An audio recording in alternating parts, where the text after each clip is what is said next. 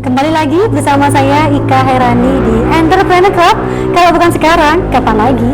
Dengan Mbak Diana dan juga Makram. Waduh, kreator Makram kita satu ini hanya ibu-ibu berdaster di rumah, tapi menghasilkan omset yang jutaan rupiah tiap bulannya. Yang jelas ngomongin soal Makram, Mbak. Analisa usaha jenengan sampai berapa tahunkah ini Mbak bertahan, ataukah optimis sampai bertahun-tahun ke depan, Mbak? Saya sangat optimis ini bisa bertahan karena zaman dulu itu kalau ada mesin menyamai pekerjaan manusia itu hebat banget. Sekarang terbalik, kalau ada tangan manusia yang bisa menyamai pekerjaan mesin itu luar biasa gitu ya. Keyakinan Mbak Diana yang luar biasa. Sekarang kembali back to natural, mungkin begitu ya Mbak ya, back to natural. Mbak, ngomongin di segmen terakhir ini Mbak, rencana ke depan untuk pengembangan produk usaha dari The Handmade, monggo Mbak Diana. Untuk kedepannya sih saya kepingin punya galeri sendiri untuk craftnya saya, tapi saya juga punya cita-cita di depan galeri itu kita nampung produk UKM-UKM yang ada di sekitar kita, jadi bisa membantu juga, bisa misalnya ada orang beli makanan kan bisa lihat produknya kita juga, seperti itu. Gitu. Jadi showroom mungkin lebih begitu ya. Iya, showroom yang mungkin bukan buat Mbak Diana sendiri tapi semua UKM gitu Mbak. Iya. Waduh, Mbak Diana merasa kalau sukses itu untuk orang lain juga, jangan sendiri mungkin gitu ya. Bener. Mbak, kalau untuk usaha Mbak Diana ini sudah merasa sukses belum Mbak? Sudah merasa puas? Belum, sangat jauh dari sukses. Sangat jauh dari sukses. Kalau boleh tahu, sampai berapa akan berinovasi lagi untuk menuju kata sukses, Mbak? Inovasi apa lagi setelah ini? Inovasi itu nggak ada hentinya sih. Kalau menurut saya butuh explore lagi. Ini Makram ini mau bisa dibikin apa lagi, seperti itu. Yang unik-unik lagi, yang nggak ada yang karena pada dasarnya jenis hasil Makram ini tidak bisa ada duanya gitu ya. Karena mungkin tangan saya atau tangan Mbak Diana beda gitu mungkin ya. Iya benar. Tangan saya sendiri aja bikin dua produk itu kadang nggak sama. Oh gitu. Iya. Karena mungkin kenapa Mbak? Kenapa itu? Mungkin bisa tipsnya Mbak. Kenapa? Iya nggak tahu ya. Mungkin ya karena memang pekerjaan tangan. Iya, jadi pasti ada uniknya. Oke, bukan beda tapi unik. Iya. Begitu ya Mbak ya. Nah, sekarang ngomongin harapan ke depan Mbak. Untuk dari segi mitra usahanya Mbak Diana, harapannya apa ke mitra usahanya Mbak Diana?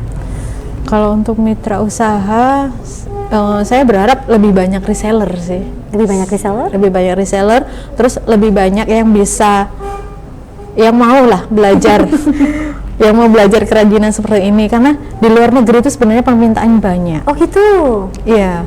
Tapi karena keterbatasan SDM, jadi kan nggak bisa terpenuhi. Sayang banget ya Mbak ya. Iya, benar. Dan ngomongin keterbatasan SDM, Mbak Diana ini mau loh ngajarin loh pemirsa gitu ya. Sangat mau. Sangat mau karena memang beliau sudah oke nih, bisa jadi duit loh gitu ya. Daripada kita nganggur di rumah, apalagi banyak mungkin teman-teman milenial di luar sana startup, monggo loh kalau mau menghasilkan duit dengan cuma daripada rebahan tiktokan mungkin ya, langsung aja belajar WA ke Mbak Diana, selesai sudah perkara. Jadi duit begitu Mbak ya, dengan hal simple bisa jadi uang begitu. Kalau untuk harapan Mbak Diana, kebijakan pemerintah sebenarnya nih sudah banyak kebijakan pemerintah yang mendukung UKM. Salah satunya itu Perda nomor 1 tahun 2001, Perda Jatim. Monggo silakan. Silakan dakwah Mbak. Itu diusahakan para OPD ini belinya untuk keperluannya mereka itu beli di UKM, seperti itu. Mewajibkan semua ASN mungkin gitu ya? Iya, misalnya kalau ada keperluan rapat, ada keperluan untuk souvenir, seperti itu. Jadi kebijakan pemerintah ini harus terus digaungkan begitu Mbak ya? Bahwa kalau ada mungkin kepentingan rapat atau mungkin kepentingan hampers gitu Mbak ya, UKM didahulukan, begitu Perda nomor 1-nya. Pemerintah sudah mendukung sepertinya, begitu Mbak ya. Jadi Makram ini banyak permintaan dari luar negeri, tapi sumber daya masyarakatnya yang belum menunjang. Dan di sini Mbak Diana, salah satu kreator kita, mampu dan mau mengajari para kaula muda di luar sana ataupun mak-mak atau siapapun di luar sana bahwa ini bisa loh kita ekspor, begitu ya. Ini banyak loh peluang usahanya, dan marketplace-nya masih terbuka lebar ya Mbak. Benar. Sangat terbuka lebar. Soalnya kan di luar negeri itu handmade itu sangat dihargai sekali. Oke, jadi bukan hanya Indonesia, bukan hanya mungkin sekelas Jawa Timur atau Surabaya, bahkan mungkin ini handmade informasinya sangat disukai, digemari, bahkan diinginkan di luar negeri, begitu. Iya. Waduh, ini salah satu PR loh buat kita. Saya pernah jajal ke Korea juga. Oh iya, sampai Korea Mbak? Iya. Wah, Korea juga beli apa ini Mbak kalau boleh tahu? Tas. Tas. Iya. Kategori tas sudah sampai repeat order atau gimana Mbak? Belum sih, soalnya kan kendala. Waktu itu ada pameran ke sana, jadi habis. Langsung habis? Langsung habis. Oh, aduh, ini peluangnya banyak berarti sebenarnya ya. Kalau misalnya ekspor sendiri kan terkendala perizinan, terkendala banyaknya yang harus dikirim kan harus minimal. Iya, tidak boleh 1 atau 2 biji, minimal ada pemesanan mungkin 20-30, bahkan mungkin ratusan. Satu kontainer bisa muat berapa? Satu kontainer kalau dipakein Mbak Diana sendiri juga nggak mungkin juga. Kita ada mungkin Mbak Diana harus bergandengan tangan dengan kreator makram lainnya mungkin begitu Mbak ya. Padahal dasarnya ini terbuka loh. Terbuka bisnis yang lebar untuk makram Mbak ya. Nah, satu kata terakhir untuk segmen terakhir juga, untuk pesan untuk para UKM atau para startup muda ini kalau mau berbisnis gimana Mbak tips and tripsnya? Wah ini monggo silakan. Yang penting itu just do it, lakukan dulu baru duitnya datang. Saya kira apa? Saya namanya udah panjang. Just do it, lakukan dulu baru duitnya datang. Ya itu bahasa Inggrisnya Mbak, itu bapak-bapak ya. Just do it, lakukan dulu baru duitnya datang. Wah ini, jadi nggak usah pakai A B C D E F G H I J. Ketika itu sudah niat, lakukan, duit datang. Begitu ya. Jangan takut ketika pangsa pasarnya nggak ada Mbak. Ada. Pasti ada. Pasti ada.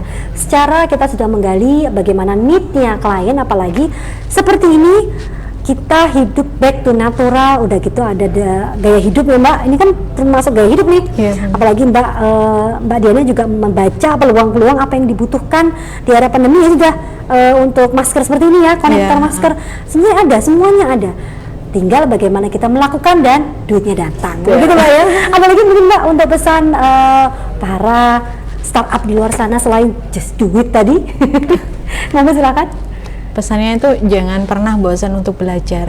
Oke. Jadi pernah bosan. Setiap dari kita itu pasti bisa melakukan apapun, dan kalau misalnya udah dapet passionnya nih di sini, itu gali terus sampai jadi mahir. Kalau sudah jadi mahir, mau sembunyi kemanapun orang pasti cari. Mau sembunyi kemanapun orang pasti cari, apalagi Mbak Diana mempertahankan kualitas, begitu Mbak ya. Secara kebutuhan klien juga dari budgetnya bisa mengikuti klien, begitu Mbak ya. Oke, terima kasih untuk hari ini sharing informasinya, sharing ilmunya, bagaimana makram dan peluang ke depan analisa usahanya. Jadi jangan takut para pengusaha muda di luar sana atau pengusaha startup di luar sana, secara itu niat dan just do it tadi langsung gaspol. Terima kasih Mbak Diana rawuhnya, salam sehat buat keluarga ya. Dan jangan lupa hari ini saya juga tetap memakai baju dari Arin Butik. Terima kasih, dan Entrepreneur Club ditayangkan tiap hari Rabu dan hari Sabtu. Matur nuwun semuanya. Assalamualaikum warahmatullahi wabarakatuh. Entrepreneur Club, kalau bukan sekarang, kapan lagi?